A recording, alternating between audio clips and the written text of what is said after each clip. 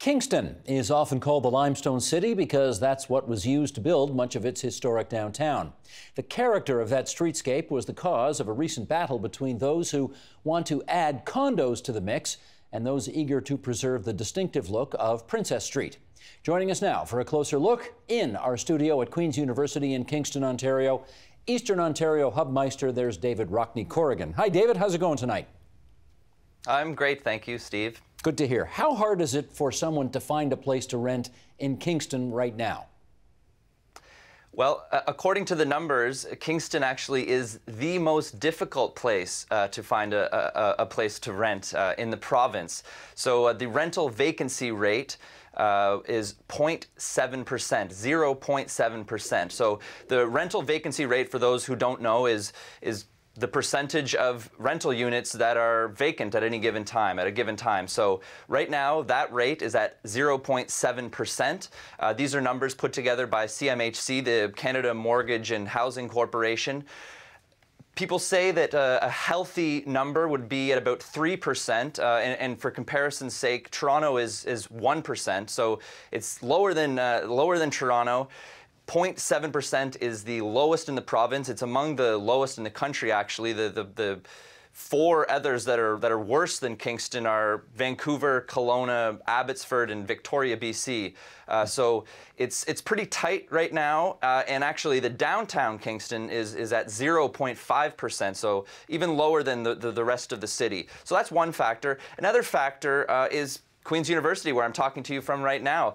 Queen's has more than 20,000 students coming in and out every year. A lot of times in the summer, you know, they'll be subletting their places, but they add another factor that's making a bit of a crunch when it comes to rental housing in the city. So the answer is, sounds like darn near impossible to get a place to rent, in which case, what are the city, what are the other institutions in town doing about that?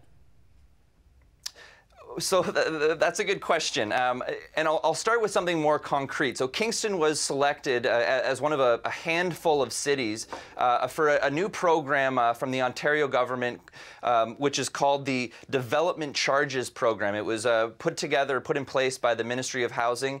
It's a rebate program that essentially creates incentives for landowners, property owners, developers to build more purpose-built rental housing. So actually, like many things in the province, this program is still it's on hold right now as we wait for the new government to come in and finalize the details. But Kingston was put on a short list of about a dozen, and then was approved to be one of a handful of cities. It's a 5-year, $3.5 million program that the city believes will add about a couple of hundred units per year over the course of this program, assuming that it does go through as planned.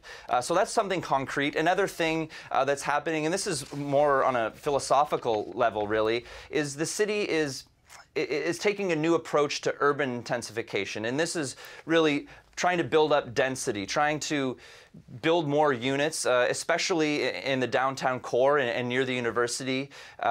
So that's sort of what we've started to see over the last 5 years. You're starting to see condo projects that are a little bit taller than we've typically seen along Princess Street, around the university. So that is starting to happen as well. But it's sort of a one step forward, two steps back sort of thing. Well, let me pick up on that word intensification, because you know, those of us who live in the capital city know that when developers want to intensify particular nodes or street corners, the existing neighborhood, which may not be quite so intense in its development, there is a lot of pushback, and a lot of people don't like that intensification.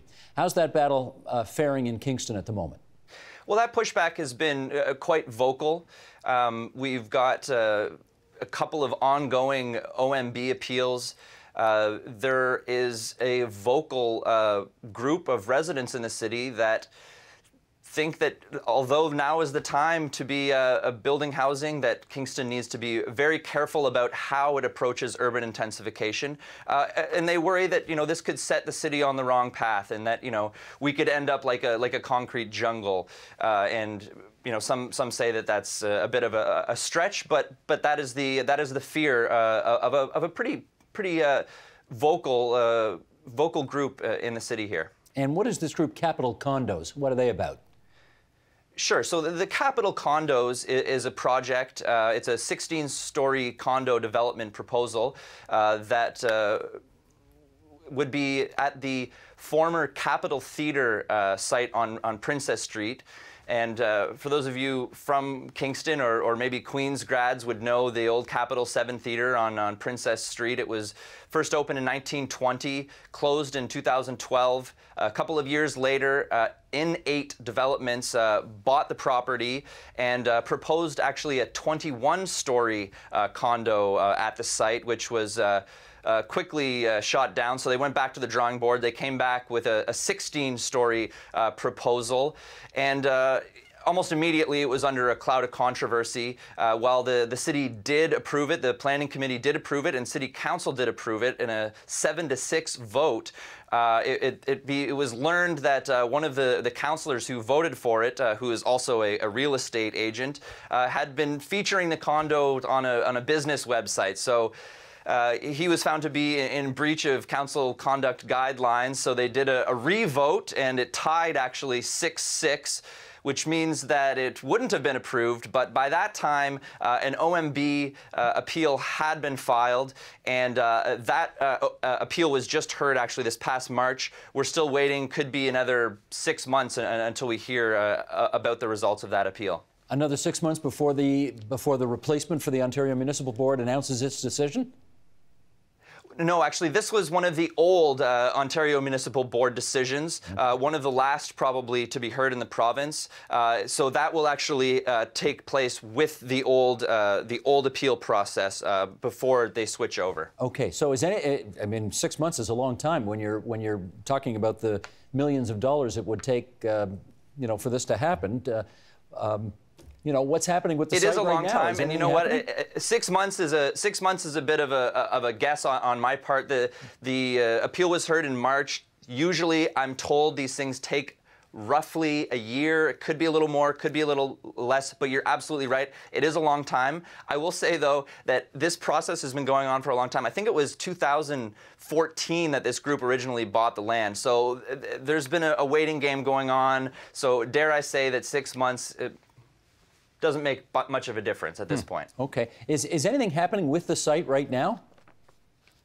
You walk by the site, and you know they've boarded it up. I've heard that they're doing some of the work inside. So the idea is that the movie theater itself will be demolished. As part of the plan, they will restore the lobby and the front marquee facade to its original grandeur, and that would be sort of the nod to the heritage element. But as far as I know, things are on hold. The developer tells me that, you know, depending on what happens, the project could be approved as is, could be approved with modifications, or it could just be not approved at all, in which case he says they still would theoretically have the right to build up to 8 stories, because that's where the zoning, that's what the zoning would allow for. But he says at 8 stories, it's not economically viable, because obviously the more units, the more density you can build, the more profitable it is for the developer. So there's questions as to what will happen if the OMB is you know, goes against the developer, but we'll have to wait and see.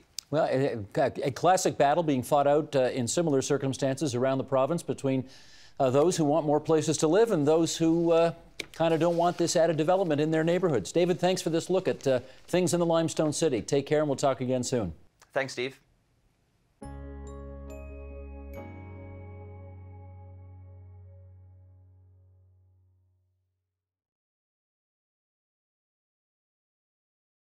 The Agenda with Steve Paikin is brought to you by the Chartered Professional Accountants of Ontario, helping businesses stay on the right side of change with strategic thinking, insightful decisions, and business leadership. Are you on the right side of change? Ask an Ontario CPA.